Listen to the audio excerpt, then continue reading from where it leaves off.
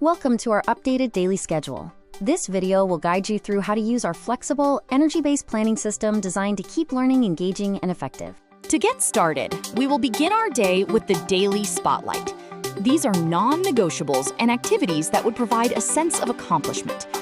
After morning prayers and podcasts, we will do our first energy check. Based on the current energy level, match the energy level to the correct color on the daily theme topic chart.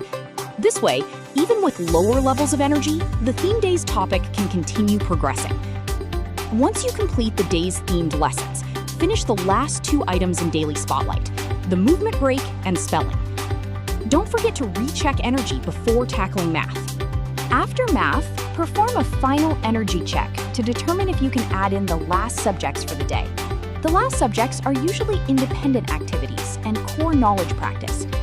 This upgrade front-loads the heavier subjects to avoid draining energy too quickly, ensuring we start every day with wonder and joy.